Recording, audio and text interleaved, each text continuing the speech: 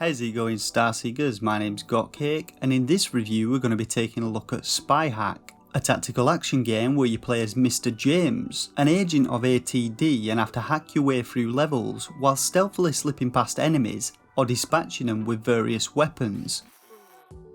So starting at the main menu, we can have a quick scout of the game's options, which are pretty limited, containing just some language, camera sensitivity and audio options. After selecting new game and creating a new profile, we then get onto the second main menu. Now it's worth noting that you can't change your difficulty after selecting it, and you have to go into the profile menu and create a new one just to do this, which means starting the game all over again. So the game's opening comic strip shows Sub-Zero sneaking up and tasing the face off this poor guard, before nicking his keycard and heading into the bendy funhouse elevator. We're then subjected to a 45-second load screen before the first level begins. While we wait for each level to load, we get updates on the game's storyline, which to me didn't really make much sense plot-wise, and these updates often contain grammatical errors just to confuse things further. Upon loading into our first level, we're then treated to this visual feast. Now I found the controls in the game to be pretty atrocious. We use our right thumbstick to move the camera around and the D-pad to rotate and zoom in and out, and this can be pretty fiddly at times. Using the on-screen cursor to perform all actions and movements in the game is also a bit of a nightmare, as it moves very slowly and it's a pain in the dick to target almost anything. Clicking on open ground will make our character walk towards that location, and turning on GPS mode using the toggle in the top right sticks some symbols above objects that we can interact with. But we can't actually click these symbols and need to target the objects themselves. Operating doors sometimes causes your cursor to snap to options, but then you end up moving off them, which closes the options. And other times options will pop up for a second and then disappear before you have a chance to click them. Nodes and panels are also very small even when zoomed in, and I often found myself missing when I tried to click them, which resulted in my guy wandering into guards without me realising, which resulted in me being killed as I struggled to run away. Now the game does have touch controls in handheld mode, but again it's as hard as petrified shit to activate some of the nodes, at least with my fat sausage fingers, and you still have to use the right analog to manipulate the camera.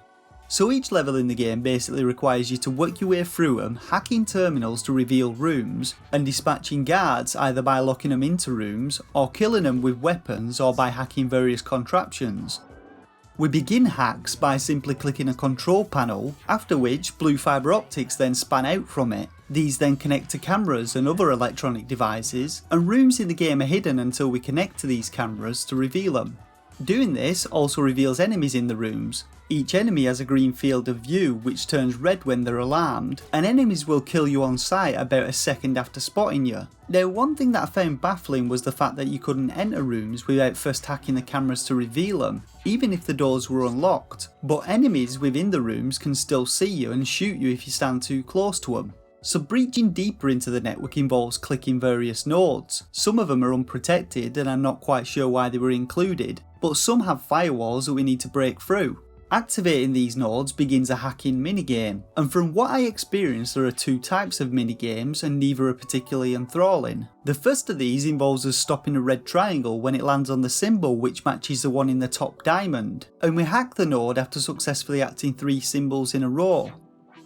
The second hacking minigame, and worst in my opinion, gives you 4 seconds to memorise a sequence of shapes, after which they vanish and we need to activate all of the circles which contain the shape now displayed in the centre octagon. If you get one of these wrong, the centre shape changes and another set of shapes flashes up for about a nanosecond, giving you no time at all to memorise them, so it's just easier to quit out of the minigame and start it again.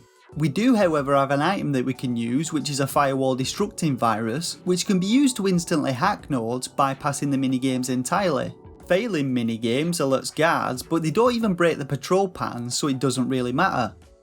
So to deal directly with guards, we have 3 different weapons available to us, which we can switch between by pressing the L and R buttons. Firstly, we have a short range taser which requires you to be about a foot away from enemies, so you have to sneak up on them. Next, we have a pistol whose range is slightly longer than the taser, but not longer than the guard's cone of vision, which isn't very useful. And finally we have a rifle which has about double the range of the pistol. Alternatively, we can use our second piece of tech, the killer virus, which we can inject into objects such as vending machines, jukeboxes and TV screens. We can then activate the virus to fry nearby enemies.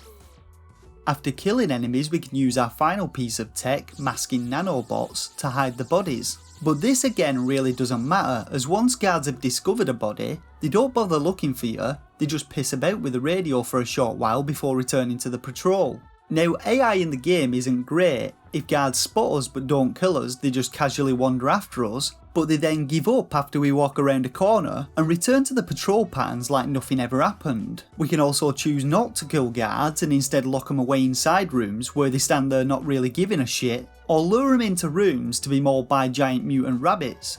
Now, some of the levels also contain robots which we can hack and control after switching to them. Here, for example, we're able to guide this robot along ceiling rails to deal death from above to unsuspecting guards, and in this level we get a remote controlled car which is equipped with an EMP, which can then be used to deactivate shielded drones which wander the halls. Now, I accidentally got my car spotted by an enemy soldier who promptly destroyed it, which basically left me up shit creek without a paddle, as you can't actually kill the shielded drones yourself, and like guards, they instantly kill you if they spot you. Now, to complete levels, you just need to complete the objective seen in the top left and then get to a blue halo. Following this, you then get a summary of your performance and can move on to the next mission.